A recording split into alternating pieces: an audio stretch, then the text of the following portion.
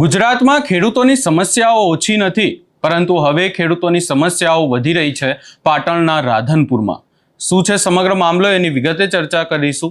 નમસ્કાર, હું છું ઉજ્જવલ અને આપ જોઈ રહ્યા છો નિર્ભય ન્યૂઝ.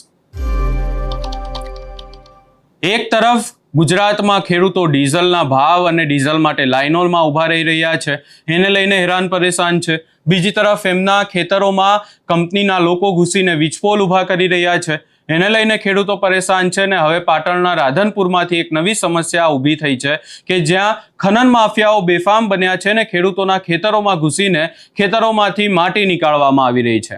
આ આખી બાબતને લઈને જો ચર્ચા કરવા જઈએ તો ખેડૂતોની જાણ બહાર મોડી રાત્રિએ ખેતરને તળાવ બનાવી દેવામાં આવ્યું છે. ખેડૂતોના ખેતરમાં મોડી સાંજના 8 વાગ્યાથી વહેલી સવારના 6 વાગ્યા સુધી ખનન કર્યું હોવાના આક્ષેપ લગાવવામાં આવ્યા છે અને ખનન માફિયાએ ખેતરમાં ખનન કરી હજારો મેટ્રિક ટન માટી ઉપાડી ગયા હોવાની વાત સામે આવી છે. અને આખી બાબતને લઈને હવે રોષે ભરાયેલા ખેડૂતો શું કહી રહ્યા છે એ પણ સાંભળી લઈએ.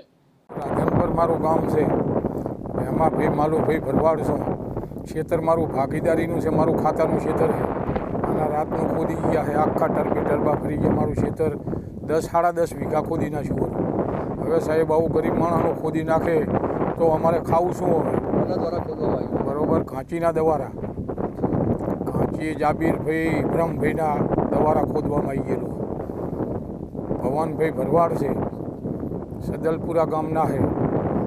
એ માથા ભારે માણસો છે. આ જાબીરભાઈ ભવનભાઈ ભરવાડ બે માથા ભારે માણસો. અને રાતનું 10.5 વીઘા ખેતર ખોદી નાખ્યું. અમારે આ છોકરા સનામાં થઈને ભણો સાહેબ. તો સરકાર પાસે શું માગે સાહેબ? સરકાર પાસે કાયદેસર મારું ખેતર અને સરકાર ફોર્મ પરત કરે મારું ખેતર મારું ખાતા નથી. નામ છે મલિક ઇકબાલ ખાન કરીમ ખાન, રાધનપુર 247 સર્વે નંબર /પેકી 2.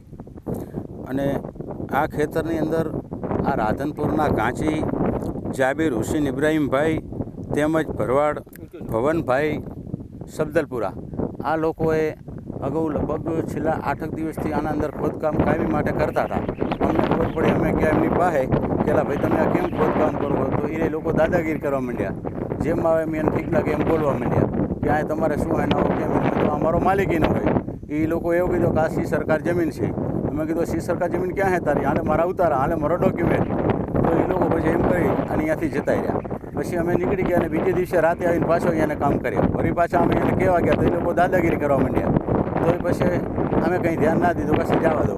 પછી બીજે દિવસે રાતે ફરીને એને ખોદકામ કર્યું. પછી મેં રાધનપુર પોલીસ સ્ટેશનમાં મેં આ લોકોના નામની અરજી આપી કે આ લોકો માથા ભારે માણસ છે અને આ અમારો ખેતર ખોદી નાખે. અમારો વાવેતર ખેતર છે ને આ લોકોએ ખેતર ખોદી નાખ્યું હોય. 10 વીઘામાંથી મિનિમમ 3.5 થી 4 વીઘા જમીન મારી ખોદી નાખી છે. તો મારો પાકનો લગભગ મને કાંઈ નહીં તો 3 થી અઢી 3 લાખ કે આજુબાજુ મારો એની અંદર પાક આવતો હતો. તો 4 વીઘા ખોદી નાખ્યો, 6 વીઘા જમીન મારી વધી છે. તો મેં ખડખનીજની અંદર મેં જાણ કરેલી છે, મામલતદારની અંદર જાણ કરેલી છે, બધી જગ્યાએ મેં જાણ કરી, પણ કોઈ કાર્યવાહી હજી થઈ નથી. અને કોઈ મને એવો કોઈ સંતોષ જવાબ આપતા નથી. જે તમે નામો આપી માથાભર તેમના સમય પાસા હેઠળ કાર્યવાહી હતી, તેમને અનેકવાર દાદાગીરી છે. આવો એમાં એ લોકોએ અગાઉ એક ખતરની અંદર આ બનાવ બન્યો હતો. અહીંયા કને લોકો કહેવા ગયા હતા, ત્યાં જેમ આવે એમ બોલ્યા હતા અને કે તમારે મારી નાખશું, નામ કરશું, તેવું કરશું. પણ ત્યાં આગળ લોકો કોઈ કાંઈ બોલ્યા નહીં. પછી કોઈક સરકારી માણસે આવીને એના ઉપર કાર્યવાહી કરી. કમસે કમ 3 મહિના જેવું થયું. વારી પોલીસ સ્ટેશનની અંદર એક એમની હિટાચીને એક ડમ્ફર, આના ઉપર એમનો કેસ થયેલો હતો. પછી રાધનપુરની આ બાજુમાં એક ઠાકોરને એને મારી નાખવાની ધમકી આપી હતી. એટલે આ લોકો આવો ખૂબ કામ કરે છે, ગમે ત્યાં નાના માણસોને દબાવી અને આવા કામ કરી અને અહીંયાનો દાદાગીરી ચલાવે છે.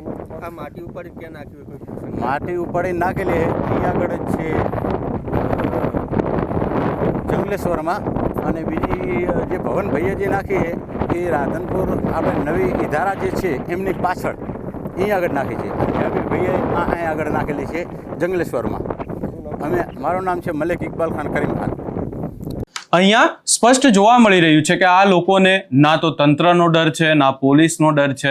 જાણે કે એ લોકોને કોઈ કહેવાવાળું જ નથી. આ લોકો કંઈ પણ કરશે, કોઈના પણ ખેડૂતોના ખેતરોમાં ઘૂસશે, ત્યાં ખનન કરશે, પરંતુ આ લોકોને કોઈ કંઈ કહે નહીં.